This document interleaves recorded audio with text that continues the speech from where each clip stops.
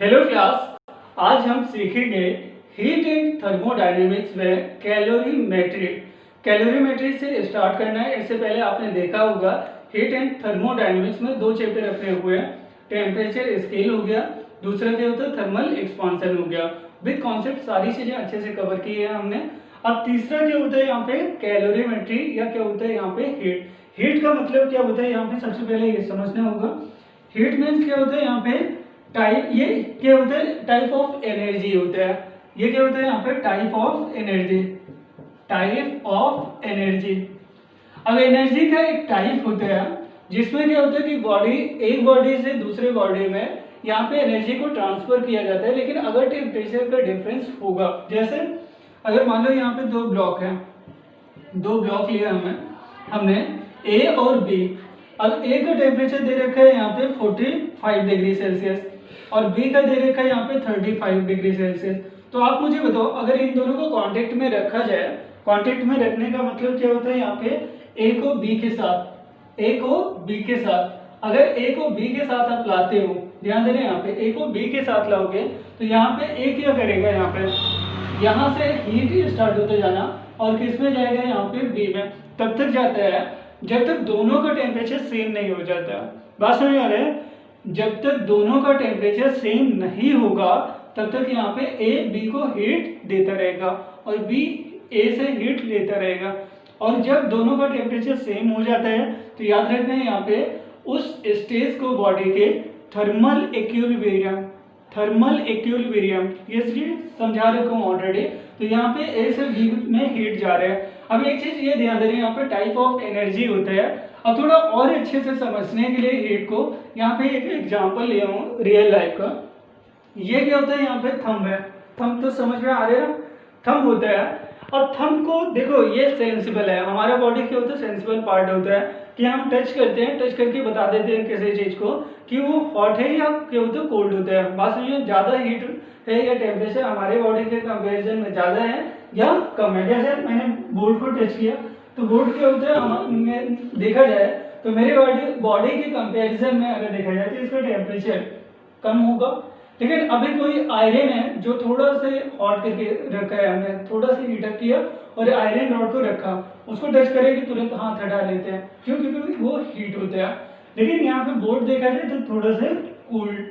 अगर यहाँ पे हमारे बॉडी के कंपेरिजन में तो याद रखना कि जब भी आप किसी भी बॉडी को हॉट बॉडी या कोल्ड बॉडी बोलते हो तो खुद के कंपेयर में बोलते हो। याद रखना है ये चीज, खुद के कंपेयर कर को यहाँ पे खुद से कंपेयर करते हो और फिर बोलते हो कि ये बॉडी हॉट है या क्या होता है यहाँ पे कोल्ड है। और समझते हैं यहाँ पे, जैसे मान लो यहाँ पर, और ऐसा क्यों होता है रीजन समझाता हूँ मैं। एक्चुअली क्या हो रहा है, एक बॉडी है, अब इस बॉडी में मान लो एक रॉड है। अब इस रॉड का टेम्परेचर ज्यादा है हमारी बॉडी से, टेम्परेचर इस रॉड का, टेम्परेचर ऑफ रॉड और इधर टेम्परेचर ऑफ थंब। समझ में आ रहा है ना? अब थंब का टेम्परेचर क्या होता है यहाँ पे, ऐसा मान रहे हो आप कि रॉड के टेम्परेचर से कम है। अब ये कैसे मालूम होता है, इसका रीजन समझाता हूँ मैं। जब यहाँ पे इसको टच करते हो ना तो हमारा जो थंब होता है वो क्या होता है, छोटे छोटे सेल्स होते हैं। सेल्स को अगर देखा जाए तो यहाँ पे ग्रुप ऑफ सेल्स क्या बोलते हैं, बायोलॉजी के टर्म में टिश्यू बोलते हो कि नहीं। तो यहाँ पे ग्रुप ऑफ सेल्स क्या होता है, यहाँ पे टिश्यू होगा। तो यहाँ पे जैसे टच किया, बात समझ आ रहा है ना, तो जो सेल होते यहाँ पे सेल होते हैं, बात समझ आ रही है ना, तो वो सेल क्या होते हैं अगर देखा जाए तो वो इस तरीके से मूव करता रहता है। जो पार्ट होता है बॉडी का वो सेल क्या होता है यहाँ पे इस तरीके से यहाँ पे मूव करता रहता है। तो अगर जब तक ये रॉड इसके पास नहीं आया होगा तो मान लो इसका यहाँ पे इस तरीके से मूवमेंट है कि मैक्स टू मैक्स इधर जाएगा और इनसाइड अगर यहाँ पे देखा जाए तो इधर आएगा, मतलब ऑक्सीलेट करते रहता है। हमेशा याद रखना, नेचर में कोई भी बॉडी होता है वो रेस्ट पे हो ही नहीं सकता, ऑक्सीलेशन में जरूर रहेगा। जैसे हमारे सेल भी ऑक्सीलेट करते हैं, लेकिन ऐसा नहीं होगा कि ऑक्सीलेट करके यहाँ पे बॉडी के बाहर निकल जाए। बॉडी के बाहर निकलेगा एक सेल, दो सेल, तीन सेल, तो धीरे धीरे क्या होगा, पूरा टिश्यू डिस्ट्रॉय होगा और फिर तो बॉडी में डिस्ट्रॉय हो जाएगी। तो ऐसा नहीं होता है, मतलब इसकी लिमिट होती है, माइक्रोमीटर या नैनोमीटर में ये निकलता है, मतलब बाहर नहीं होता है, ठीक। तो इनसाइड ऐसे वाइब्रेशन करते हैं। अब इधर जो रॉड है, रॉड का अगर देखा जाए तो रॉड का जो यहाँ पे पार्टिकल होगा पास में आ रहा है, ये एटम होता है वो भी तो वाइब्रेशन करता रहता है, वो भी तो वाइब्रेट करता रहा होगा। अब ये ध्यान दे रहे हैं यहाँ पे कैसे हमें फील होता है कि ये बॉडी हॉट है और तुरंत हटा लेते हैं, इस चीज को समझा रहे हो। इसका रीजन क्या होता है यहाँ पे कि जब यहाँ पे टच करते हो तो याद रखना जिसका टेम्परेचर ज्यादा होता है ना उसमें क्या होता है यहाँ पे पार्टिकल का या एटम का ऑक्सीलेशन बहुत बड़ा होता है, वो ज्यादा दूर तक ऑक्सीलेट करते हैं। और जिसमें अगर देखा जाए टेम्परेचर कम होगा बॉडी का तो उसका ऑक्सीलेशन कम होगा। अब यहाँ पे ऐसा हुआ कि ये यहाँ पे जो थंब का पार्टिकल है इसका रेंज है ऑक्सीलेशन के इतना, और ये जो यहाँ पे रॉड का पार्टिकल है थोड़ा सा देखा जाए एटम वो बड़ा होगा, और इसका अगर देखो तो यहाँ पे रेंज इतना है ऑक्सीलेशन का। अब मुझे बताओ ये अगर पार्टिकल यहाँ जाके बात समझ आ रही है ना वापस यहाँ पे आता है, और जब तक ये यहाँ जाके वापस इधर आता है तो इससे इन ये दोनों आपस में क्या होगा कोलाइड करेंगे कि नहीं, दोनों पार्टिकल आके कोलाइड करेंगे। कोलाइड करेंगे तो पार्टिकल को चोट लगती है कि नहीं, भाई रॉड का पार्टिकल इसमें चोट मारेगा हमारी थंब के सेल पे, और चोट मारेगा तो आप बताओ अगर आप सर मारो चाहे दीवार पे बस सर आप चाहे दीवार पे लड़ाओ या दीवार आपके सर पे लड़ जाए, दोनों में केस में आप ही को चोट लगता है कि नहीं। तो ऐसे ही यहाँ पे अगर जो यहाँ पे रॉड का पार्टिकल है अगर सेल से क्या होता है हिट होता है तो हिट होगा तो चोट पहुंचती है। तो यहाँ पे क्या होता है जब टेम्परेचर हाई होता है तो ऑक्सीलेशन क्या होता है रॉड का हाई होता है, और हाई होगा तो यहाँ पे डेफिनेटली क्या होता है फास्ट कोलिजन होता है जिससे हमें चोट बहुत तेजी से लगता है। और चोट लगता है तो वो कारण ये नहीं होता कि हीट हमने रखा तुरंत हटा लेते हैं, ये मान लो हॉट बॉडी है रखते हटा लेते हैं तो कारण क्या होता है वहाँ पे ऑक्सीलेशन इतना ज़्यादा होता है कि एकदम से इतना फास्ट हिट करता है कि डिस्ट्रॉय होने का डर होता है। और सेल डिस्ट्रॉय होने का मतलब होता है टिश्यू, तभी तो देखते हो कि कोई हॉट बल्ब वगैरह है आप टच कर लो थोड़े टाइम के लिए तो क्या होगा टिश्यू डिस्ट्रॉय हो जाता है कि नहीं, और तुरंत हटा लिया तो डिस्ट्रॉय तो नहीं होता लेकिन फील होता है जरूर कि यहाँ पे हमें चोट लग रही है। ये तो यहाँ पे समझा अगर रॉड हीट है और ये क्या होता है यहाँ पे थंब जो होता है उसका टेम्परेचर कम रॉड का टेम्परेचर ज़्यादा। इसी तरीके से आप ऐसे भी बोल सकते हो कि यहाँ पे थंब का टेम्परेचर समझते हैं, यहाँ पे थंब का टेम्परेचर ज़्यादा है, बात समझ आ रही है, टेम्परेचर ऑफ थंब इज बात समझ आ रही है ना ग्रेटर देन क्या होता है यहाँ पे टेम्परेचर ऑफ रॉड। मान लो यहाँ पे क्या होता है आइस रॉड है, समझ आ रहा है ना, तो आइस का रॉड यहाँ पे रखोगे तो याद रखना इसका जो पार्टिकल होगा थोड़ा तो साइज में बड़ा होगा लेकिन ऑक्सीलेशन कम होगा, टेम्परेचर कम होने से याद रखना यहाँ पे ऑक्सीलेशन अगर देखा जाए एम्पलीट्यूड वो कम होता है, पास में तो कम रेंज में ऑक्सीलेट करेगा। तो यहाँ पे अगर देखा जाए तो आइस रॉड का तो पार्टिकल कम रेंज में, लेकिन जो ये थंब है थंब का सेल जो होता है ना वो यहाँ पे साइज में तो स्मॉल रहेगा लेकिन उसका अगर देखा जाए यहाँ पे तो रेंज ज़्यादा होगा। अब ये ज़्यादा रेंज में तो यहाँ पे हिट होने के चांसेस हैं कि नहीं, और हिट होने के चांसेस हैं तो तब भी तो हमें चोट लग रही है भाई। हम यहाँ पे सेल जाके खुद सर लड़ाए मतलब मैं अपना सर जाके दीवार पे पास से लड़ाऊँ या दीवार से चोट पहुँचती है मुझे, दोनों केस में चोट तो अल्टीमेटली मुझे ही लगेगी ना। तो ये ह्यूमन नेचर होता है कि आपको कोई मारता है या आप सर लड़ा देते हो जाके, दोनों कंडीशन में आपको ही चोट लगने वाले हैं। जैसे यहाँ पे पार्टिकल जाके जब हिट करेगा तो सेल तो क्या है लाइव होता है तो इसको चोट लगती है और चोट लगती है तो हटा लेते हो। यही कारण होता है कि जब आइस को टच करते हो ज़्यादा टाइम तक टच नहीं कर पाते तुरंत हाथ हटा लेते हो, या कोई हॉट बॉडी है तभी उसको ज़्यादा टाइम तक आप नहीं टच कर पाते हो तुरंत हटा लेते हो। रीजन यही होता है क्योंकि ऑक्सीलेशन ज़्यादा होता है, दोनों का कंडीशन में यहाँ पे सेल से पार्टिकल का हिट होता है। अब तीसरा क्या होता है यहाँ पे नॉर्मल फीलिंग, कभी कभी कोई चीज टच किया अच्छा फील आता है पास नहीं आ रहे तो टेम्परेचर अगर सेम है दोनों का तो अच्छा फील आएगा। और अच्छा फील आने का मीनिंग क्या होता है कि दोनों का ऑक्सीलेशन लेवल सेम रहेगा, कहने का मतलब यहाँ पे पार्टिकल और इधर रॉड का इसका मान लो यहाँ तक रेंज है और इसका भी रेंज यहीं तक है तो ये एक दूसरे को कभी हिट करेंगे, आप खुद सोचो हिट करेंगे क्या, अगर दोनों का टेम्परेचर क्या होता है यहाँ पे सेम है किसका थंब का, और यहाँ पे क्या होता है अगर देखा जाए तो रॉड का, अगर टेम्परेचर सेम होगा तो रेंज भी सेम आएगा और रेंज सेम होगा तो हिट होने के चांसेस कम हो जाते हैं। और जब हिट ही नहीं होगा तो चोट नहीं लगेगी, और जब सेल को चोट नहीं लगती है तो अच्छा फील होता है। तो एक आध घंटे टच करके रखो क्या फर्क पड़ता है। तो याद रखना है यहाँ पे थोड़ा सा हीट का कॉन्सेप्ट समझाया यहाँ पे कि फील आए आपको हीट एंड थर्मोडायनेमिक्स में कैलोरीमेट्री में पढ़ना क्या है एक्चुअल, और क्यों किसी हॉट बॉडी या कोल्ड बॉडी को अपन टच करके हटा लेते हैं लेकिन नॉर्मल बॉडी होता है तो टच काफी टाइम तक कर सकते हो। तो रीजन यही होता है यहाँ पे ऑक्सीडेशन। ठीक है, इसको नोट करना चाहो तो नोट कर सकते हो। इसके बाद अपन आ जाते हैं कैलोरीमेट्री के बेसिक डेफिनेशन में। देखिए यहाँ पे कैलोरी सबसे, क्योंकि कैलोरीमेट्री पढ़ रहे हैं तो सबसे फर्स्ट डेफिनेशन यहाँ पे कैलोरी के अबाउट पढ़ना है। The amount of heat to raise temperature of 1 gram water by 1 degree और 1 केल्विन इज कॉल्ड कैलोरी। समझना है यहाँ पे, अगर मान लो एक कंटेनर है और एक कंटेनर में 1 ग्राम वाटर रखा, कितना 1 ग्राम वाटर।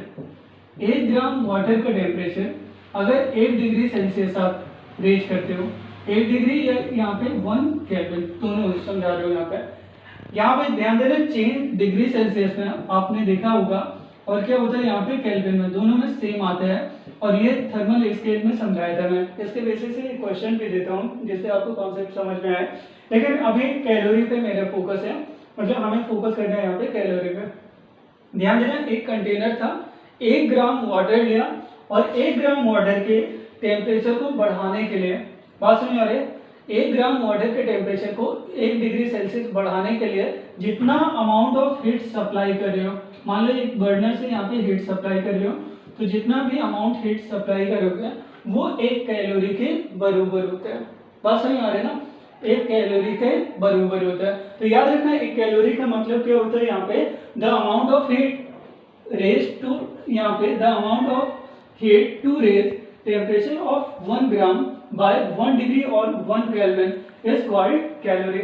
अब याद रखना एक कैलोरी का वैल्यू अगर देखा जाए, क्योंकि calorie is the unit of heat. बात समझ आ रही है, वैसे हीट का यूनिट क्या होता है, जूल होता है। हीट एनर्जी का यूनिट क्या होगा, ऐसा यूनिट जूल होता है, कैलोरी भी होता है। और एक कैलोरी का वैल्यू होता है 4.18 जूल। हमेशा याद रखना है यहाँ पे 1 calorie is equal to 4.18 joule. या अप्रोक्सीमेशन में जब क्वेश्चन सॉल्व करते हो तो आप 4 यहाँ पे 20 जूल लेते हो, क्योंकि यहाँ पे क्वेश्चन सॉल्व करते हुए 1/8 थोड़ा सा सॉल्व करने में प्रॉब्लम होता है, ज़्यादा टाइम टेक करता है, तो अपन अप्रोक्सीमेट कितना मान सकते हैं यहाँ पे 4.2 जूल। तो याद रखना 1 कैलोरी का वैल्यू होता है। अब ये तो समझा दिया यहाँ पे कैलोरी का मतलब, समझ में आ रहा है ना।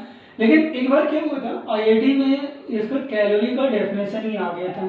अब आईआईटी मेंस का पेपर उठा के देख लेना, आईआईटी मेंस में कैलोरी का डेफिनेशन आया है। ऑप्शन दिया था कि यहाँ पे जो टेम्परेचर रेज कर रहे हैं वहाँ पे 4 ऑप्शन दे रखे थे, तो उन्हीं में से एक ऑप्शन जो करेक्ट था, जो टेम्परेचर का रेज होगा वो एक पर्टिकुलर यहाँ पे पॉइंट था। वो पर्टिकुलर पॉइंट क्या था वो समझाना मेरा जरूरी है। वो पर्टिकुलर पॉइंट ये है कि 14.5 डिग्री सेल्सियस टू क्या होता है यहाँ पे 15.5 डिग्री सेल्सियस। ये समझ लेना, यहाँ पे एक टैग मार्क है। जब कैलोरी को आप डिफाइन करते हो तो इस टैग मार्क के साथ डिफाइन किया जाता है। एक्चुअली क्या होता है, the amount of heat raise to temperature of 1 gram of water by 1 degree Celsius गलत है, याद रखें, ये लिखवा दी हूँ बाय 1 डिग्री सेल्सियस की जगह पे यहाँ पे by 14.5 degree to 15.5 degree Celsius. अगर ऐसा लिखा है आपने डेफिनेशन तो याद रखना कैलोरी का करेक्ट डेफिनेशन दे रहे हो, अदरवाइज यहाँ पे इनकरेक्ट। तो याद रखना एक टैग मार्क यहाँ पे जोड़ रहा हूँ। और ये आईआईटी का क्वेश्चन था, आप देखना आपको जो भी बुक पढ़ोगे वहाँ पे ये टैग लाइन मिल जाएगा। वहाँ पे 1 डिग्री या 1 केल्विन नहीं समझाया जाएगा, वहाँ पे बोला जाएगा 14.5 डिग्री सेल्सियस से 15.5 डिग्री सेल्सियस तक। तो याद रखना यहाँ पे ये चीज़ है। अब इसका एक बेसिक रीजन क्या होता है यहाँ पे, क्यों ऐसा है, यहाँ पे ये मेन टैग क्यों आता है आपको बताऊँ। कैलोरी वगैरह जो साइंटिस्ट मतलब डिफाइन किया था वो साइंटिस्ट फॉरेन के थे, और फॉरेन में आप याद रखना है वहाँ का एवरेज टेम्परेचर कितना होता है 14 या 15 डिग्री सेल्सियस। पूरे साल में देखो माइनस में ही होते हैं। पेरिस वगैरह में, पेरिस है, स्विट्जरलैंड है, वहाँ के टेम्परेचर तो कम ही होते हैं ना। इंडिया में थोड़ी कि इंडिया का टेम्परेचर गर्मी के टाइम पे, समर टाइम पे कितना चला जाता है यहाँ पे 15, और विंटर टाइम पे कितना होता है 0। तो एवरेज निकालोगे तो कितना हो जाएगा यहाँ पे 25 डिग्री। ये तो किसका है, इंडिया का। अपने यहाँ पे एवरेज टेम्परेचर। लेकिन फॉरेन में क्या होता है, मैक्सिमम कितना जाता है, तो याद रखना 25 डिग्री सेल्सियस तक, और मिनिमम कितना चला जाता है 0 तक। अगर ऐसा मान के चल रहे हो तो इसका एवरेज कितना आएगा, तो यहाँ पे 12.5 डिग्री के आसपास। अब सोचो 12.5 डिग्री के आसपास आएगा, तो जो साइंटिस्ट 1 डिग्री बढ़ाने की बात कर रहा था वो फॉरेन का था। तो फॉरेन में ऑन एवरेज टेम्परेचर इतना ही होता है, दैट्स वाई यहाँ पे ये टाइप लाइन जरूरी होता है डिफाइन करने के लिए। समझ में आ रहा है ना। इसके पीछे अगर किसी को रीजन समझना हो कि क्यों 14.5 से 15, तो ये जो साइंटिस्ट इसको डिफाइन किया था वहाँ के उस कंट्री का एवरेज टेम्परेचर इतना ही था। बात समझ आ रहा है। तो इस टेम्परेचर से इस टेम्परेचर तक राइज कर रहे हो तो दोनों का डिफरेंस 1 डिग्री आएगा कि नहीं, या 1 केल्विन। तो यहाँ पे जो रिजल्ट आता है यहाँ पे अमाउंट ऑफ हीट सप्लाई वही होता है 1 कैलोरी के बराबर। और 1 कैलोरी का वैल्यू समझाया यहाँ पे जूल से कैसे रिलेट किया जाता है, नोट करना है सिर्फ। देखना बच्चे यहाँ पे अभी मैंने समझाया कि डिग्री सेल्सियस और क्या होता है यहाँ पे केल्विन में चेंज ऑफ टेम्परेचर सेम आता है। बात समझ आ रहा है ना।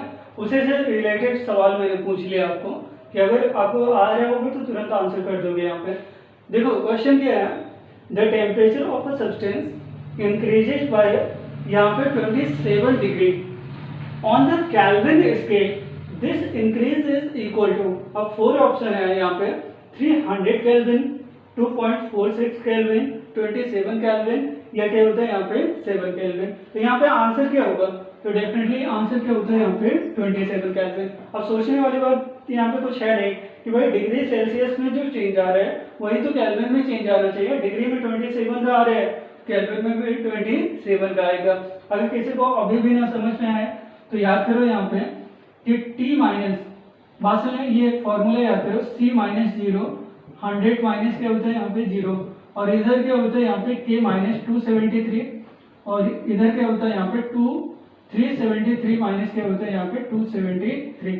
अब डिफरेंस यहाँ पे निकालोगे, इसको delta Q, change in temperature in kelvin, और इसको बोल सकते हो delta C, change in temperature in Celsius. और ये क्या आएगा 100, और ये भी क्या आएगा यहाँ पे 100 कैंसिल। डिग्री सेल्सियस का चेंज केल्विन के चेंज के बराबर होता है। बात समझ आ रहे हैं। तो इसी चीज को यहाँ पे समझाया कि टेम्परेचर का चेंज इन डिग्री सेल्सियस और केल्विन क्या होता है यहाँ पे बराबर रहेगा। तो आंसर जो 27 इधर आ रहे हैं वही 27 इधर भी आएगा। और याद रखना पूरे हीट एंड थर्मोडायनेमिक्स में बार बार यूज आएगा, इसलिए जरूरी था इसको समझाना एक क्वेश्चन के थ्रू। क्योंकि कोई भी कॉन्सेप्ट आपको तब फिजिक्स में ज़्यादा अच्छे से समझ में आते हैं जब आपको कोई प्रॉब्लम दिया जाए, और प्रॉब्लम से यहाँ पे समझ में आ रहा है कि कौन सा यहाँ पे किस तरीके से हमने सॉल्व किया। ठीक है ना, नोट करना इसे। देखिए बच्चे यहाँ पे कि कैलोरी हो, किलो कैलोरी या BTU, बात समझ आ रही है ना। यहाँ पे ये सारी चीजें, सबसे पहले हीट का यूनिट मैंने समझाया कि जूल होगा, SI यूनिट, बात समझ आ रही है ना। और या फिर दूसरा यूनिट क्या हो सकता है, यहाँ पे जूल भी होते हैं, कैलोरी भी होते हैं। ऐसे कभी कभी आप क्वेश्चन करते हो तो किलो कैलोरी का जिक्र आता है, तो 1 kilo calorie is equal to कितना होता है 1000 कैलोरी। एक और यूनिट आता है, कभी कभी बहुत सारे ऑब्जेक्टिव क्वेश्चन बन जाते हैं इस पर, BTU, ब्रिटिश थर्मल यूनिट। याद रखना यहाँ पे ब्रिटेन में आपको बताऊँ पूरा सिस्टम ही पहले अलग था, वहाँ पे सीजीएस सिस्टम चलता था, सीजीएस नहीं FPS, F मतलब फुट पाउंड सेकेंड। तो वहाँ पे देखा जाए मास को पाउंड में रिप्रेजेंट किया जाता था। तो पाउंड के बेसिस से देखा जाए तो it is the amount of heat required to raise the temperature of 1 pound water by 1 Fahrenheit. अगर यहाँ पे हीट आपने 1 पाउंड वाटर लिया, यहाँ पे 1 पाउंड वाटर, अगर 1 पाउंड वाटर का टेम्परेचर 1 फ़ारेनहाइट चेंज ला रहे हो, बात समझ आ रहा है, तो जितना भी हीट सप्लाई करोगे वो रिक्वायर्ड हीट क्या होता है यहाँ पे 1 BTU के बराबर होता है। तो याद रखना ये भी यूनिट होता है किसका, हीट का। और 1 BTU का वैल्यू अगर देखा जाए 252 कैलोरी के बराबर होता है। तो यहाँ पे आज का लेक्चर अपन का क्या था, हीट का मतलब समझाया, हीट का यूनिट क्या होता है, कैलोरी क्या होता है, और इसके अलावा फर्दर जो भी यूनिट थे सारी यूनिट्स यहाँ पे हमने सीखा। ठीक है ना, नोट करने से।